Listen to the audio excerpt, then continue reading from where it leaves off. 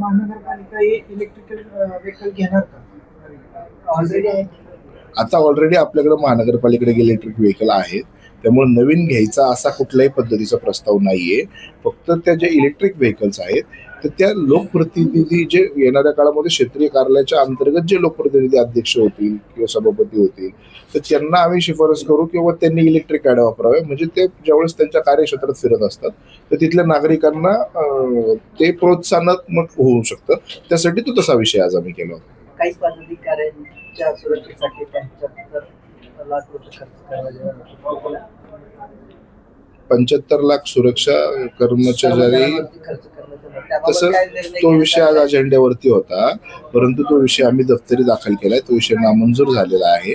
अशा कुठल्याही पद्धतीचा विषय आम्ही करणार नाही. ठराविक संस्थेला ते काम देण्यात येणार होतं, त्यांच्याच कंपनीचे ते सुरक्षा रक्षक असणार होते आणि आवश्यकता होती का सुरक्षा रक्षक? मेस्को ही एक संस्था आहे, त्या नावाने ते काम होतं की बाबा ह्यांना ते काम द्यावं, परंतु ती जी संस्था आहे ही आपल्या राज्याची नाही तर देशासाठी अभिमानास्पद गोष्ट आहे की रिटायर्ड मिलिटरी जे असतात किंवा एक त्यांचं अपत्य असतं यांना ती संस्था ट्रेन करते आणि ट्रेन करून त्यांना मेस्कोमधून त्यांना ते जॉब ला घेते आणि ते जॉब एकदम चांगल्या पद्धतीने आपल्या शहरामध्ये आपल्या हॉस्पिटल्स असतील, आपल्या शाळा असतील, या ठिकाणी त्या संस्था ची जे कर्मचारी ते चांगल्या पद्धतीने काम करतात.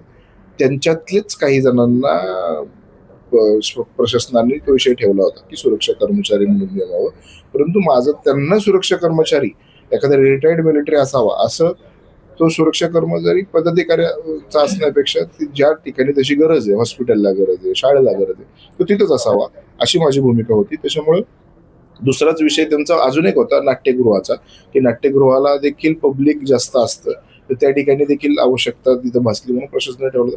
तो आम्ही मंजूर केला आणि जो पदाधिकाऱ्यांसाठी होता तिथं तो त्या ठिकाणी दप्तरी दाखल केलेला आहे, तो मंजूर नाही केलेला.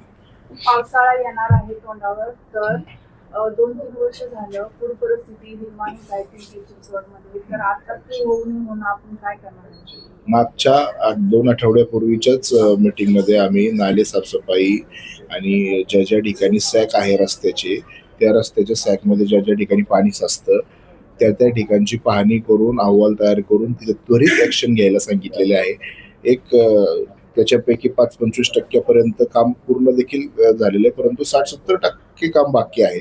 तर आज देखील सांगितलेलं आहे की ह्याच्यावरती गती पकडून पुढच्या 10-15 दिवसामध्ये ते त्वरित करावं ही सगळ्या HODंना सूचना दिलेल्या आहेत.